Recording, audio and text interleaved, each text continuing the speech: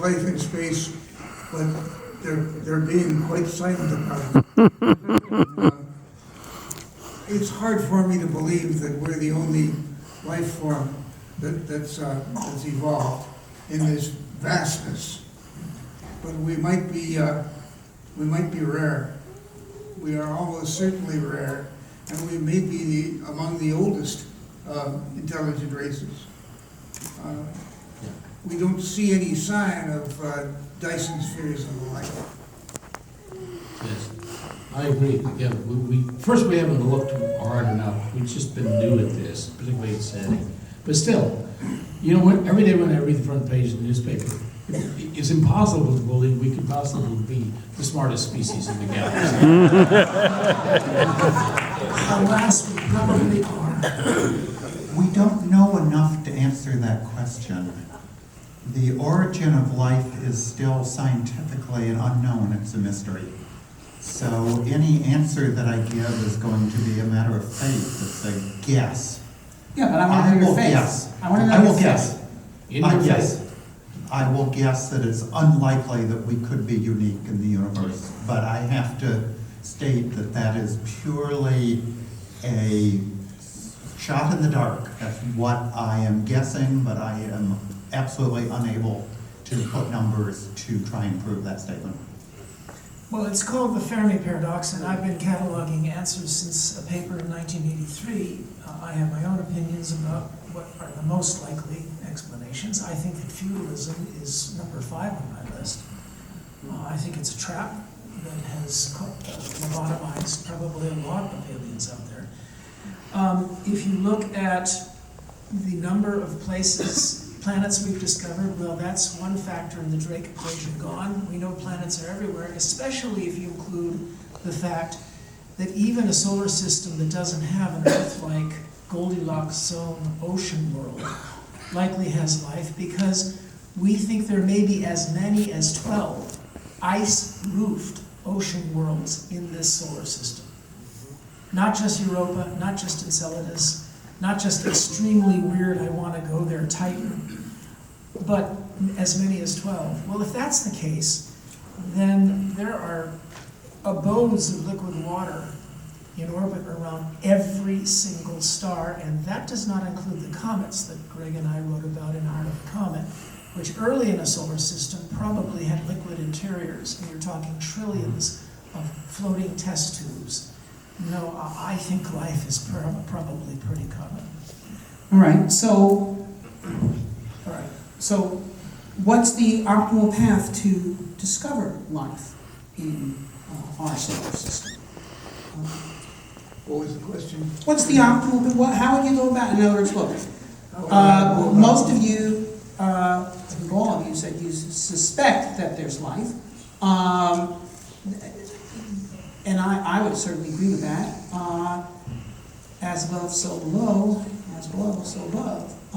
But as Jeff said, it hasn't been proven. So, how do we prove it? How do we find it? How do we either prove or disprove this hypothesis?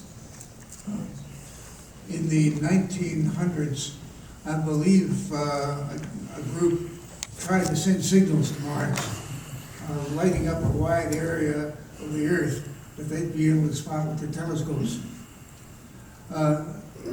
We've tried talking to Martians, and it hasn't worked. Now I guess we dig. We see if there are microbes somewhere. Water seems easy on all of planets and moons. Yeah. Well, the obvious thing, although it's contrary to current passing NASA doctrine, which wants to fly by Enceladus and pick up some stuff from geysers, not a bad idea, but we have a continuing mystery on Mars. The emission of methane, periodic, not periodic, occasional, detected by rovers on the ground and from satellite, which doesn't fit our model of the atmosphere. It goes away very quickly, suggesting the model of the atmosphere at the surface is wrong. But it's a clear detection in the range of 10 or 20 parts per million. There with is no flat known limits Mars. on Mars. Yeah, so the easiest explanation is that most of the methane, a lot, aside from that from volcanoes, on the Earth occurs from microbial life beneath the surface of the Earth. By the way, there's more life below the surface of the Earth than there is above it in total mass. There's an enormous volume of microbes who've been hiding from this oxygen atmosphere for several billion years. And they're still there. Might well have happened on Mars, which is the shorter time scale. And so the obvious thing to do is to go into the caves of Mars, the easiest way to get beneath the surface, of which we know some hundreds, with a rover, and look at the walls and go deeper and deeper. That's an obvious paradigm. I served on a panel put together by Bruce Murray in 1995-96 at JPL called Mars Outpost, about saying, question of life is going to require close inspection. How do we build an outpost? And we made up a whole list, a paradigm of what you put on the surface. You put down resources, computational, energy, life support, all that, before you send humans, a la the case for going to Mars, Mars Direct. And then you explore things like caves. This was 1995. And we issued a report and so forth, and so it was put in a drawer. But it remains. It's the obvious thing to do for life in the solar system. The clearest case, mysterious evidence, highly suggestive of our experience. You can deal with the ice worlds later and the submerged oceans. But here's the case, that the closest thing we knew for life on Earth. They once had seas on Mars. We know that. Big seas. Shallow, not as deep as ours, because plate tectonics vanished within about 500 million years on Mars. We know that too from the magnetic signatures still remaining in the crust. So let's go there and do that. But I would add that the rovers are going to be a good thing to do over a scale of 10 to maybe 20 more years, but in the long run, you're going to need field biologists. And that's the agenda for also leading the colonization. So it all fits together seamlessly. You ask the major scientific question, you get the major social question. Should we establish a role for humanity elsewhere in the solar system in case the worst case happens on Earth? The way to find out whether there's life elsewhere in the solar system is to go there and look. And I think we all agree on this. I don't think this will be controversial, except, of course, for contrarian Brandon. And we love him because he is contrarian. And I say that actually with perfect sincerity. I do love him because he's contrarian. We need somebody to be contrarian. Yes. There's two types of life we need to look for. There is life as we know it, and life as we don't know it. Life as we know it is based on aqueous chemistry, so we know where to look. We need to look in places that have liquid water at least some of the time. And the watchword among the astrobiologists on Earth is that every place on Earth that has liquid water for at least part of the year, you can find some form of life. Probably microbial, but if you look hard enough, you can find it. And we know how to look for life as we know it. The formulation of life as we know it is proteins that are built by DNA and RNA. And in fact, there's an interesting signature of life on Earth, and that signature is called chirality. That all of the molecules are either left-handed, all of them left-handed, or right-handed. So if we look at the molecules and see, are they all left-handed molecules, there are no known mechanisms to produce only one chirality, except for the self-replicating machines that we call life. So that is an interesting way to look for life, is to look for these carbon compounds and see if they have chirality. But life as we don't know it is the hard one to look for. How do we know how to find life if we don't know what it is? And the only answer to that is we have to look everywhere. We can't just look at the places where we think life is. We're going to have to look at places where we don't think life is.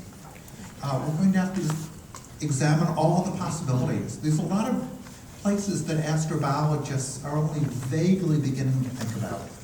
Astrobiologists are now thinking about looking for life in the clouds of Venus, for example. There's a thought, well, Is anybody taking bets? I know some people, Venus scientists, who are very enthusiastic at saying that the dark ultraviolet absorbent particles in the clouds of Venus have spectral signatures that match the signatures of acidophilic bacteria. And they're saying that they think we really need to go and look in the clouds of Venus for life. But I'm very dubious. Fred Hoyle did say that about molecular clouds, Yes. interstellar molecular Places, clouds. that's exactly it. We need to look not just where we think life is, but to find life as we don't know it. We have to look in places where we don't know if we'll find it. So that might be hard. Yeah, the fundamental thing you look for is a place where entropy is being anomalously shifted from out of a small area.